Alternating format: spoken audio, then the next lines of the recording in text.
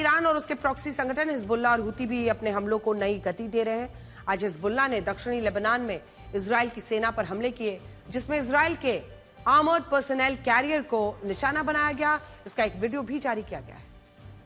Iran की सेना ने इस जंग में अपने प्रॉक्सी संगठन हुती और हिजबुल्लाह के संघर्ष की जमकर तारीफ की, उनका खुला समर्थन किया। साथ ही कहा कि यह संगठन रेजिस्टेंस फ्रंट का आधार है। सुनिए। इस तनाव के बीच कुर्द लड़ाकों ने भी धमकी दी कि ईरान को खतरे में डालने वाली कोई भी गतिविधि बर्दाश्त नहीं की जाएगी। और यह चेतावनी ऐसे समय में आई जब ईरान और इराक के कुर्दिस्तान क्षेत्र की सीमाओं पर सैन्य हलचल है और तनाव बढ़ा हुआ है। सुनिए। और यही हरकतें हैं ईरान की जो आज उसको इस कगार पर लेकर आई है।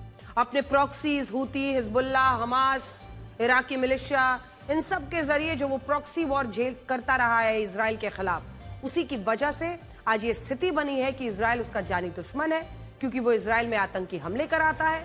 दूसरी तरफ IAEA से अपने न्यूक्लियर प्रोग्राम को दूर रखकर उसने पूरे विश्व में एक शक पैदा होने दिया, और उसी शक के सहारे आप देख रहे हैं कि आज डोनाल्ड ट्रंप ईरान की क्या हालत कर रहे हैं।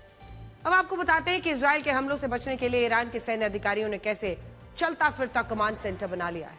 जब इजराइल ने लगातार ईरान की लीडरशिप और कमांडर्स को मारना शुरू किया और ईरान के रणनीतिक ठिकानों पर हमले किए, तो अब ईरान में फैसले लेने वाले अधिकारी ट्रेन में सफर करने लगे हैं और यहीं से कमांड देने लगे हैं। यानी उन्होंने हेडक्वार्टर्स के नष्ट होने के बाद अपने ठिकानों को रेलवे नेटवर्क पर ट्रांसफर कर लिया है। ट्रेन के डिब्बों में चलता फिरता हेडक्वार्टर बनाने के पीछे उनकी दो खास रणनीति है। पहला, सैटेलाइट्स की नजर से बचना। दूसरा, अपनी लोकेशन को लगातार बदलते रहना ताकि इजराइल किसी खास जगह को टारगेट ना कर सके। ईरान के कमांडर्स ने अपनी रणनीति बदलते हुए मोबिलिटी को ही अपना सबसे बड़ा डिफेंस बनाया है। ट्रेनें लगातार चलती रहती हैं, एक मूविंग टारगेट को ट्रैक करना, उसे हिट करना मिसाइल या ड्रोन के लिए चैलेंज होता है। ईरान के हजारों किलोमीटर लंबे रेल नेटवर्क में एक ऐसी ट्रेन को ढूंढना जो लगातार अपनी दिशा और गति बदल रही हो, बहुत मुश्किल है। लेकिन इसके बाद भी इजराइल ने ईरान की सेना की इस नई रणनीति को ट्रैक कर लिया और ईरान की सेना के एक चलते फिरते हेडक्वार्टर यानी ट्रेन के डिब्बे पर सटीक हमला करके उसे तबाह कर दिया। अगर इजराइल का दावा सही है तो इससे यह भी पता चलता है कि ईरान अब सर्वाइवल मोड में है और इजराइल यह भी संदेश दे रहा है कि कोई जमीन के नीचे छिपे या ट्रेन में दौड़ता रहे, कोई भी सुरक्षित नहीं है। ईरान ने साल 2016 की एक घटना का जिक्र करते हुए अमेरिका को बहुत कड़े लहजे में चेतावनी दी है।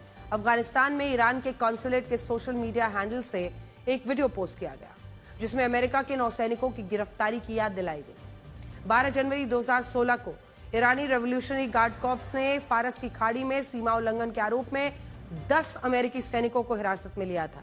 ईरान ने इसका वीडियो पोस्ट करते हुए अमेरिका से पूछा कि क्या तुम फिर से रोना चाहते हो? अगर ऐसा है तो ईरान के और करीब आओ, कम क्लोज।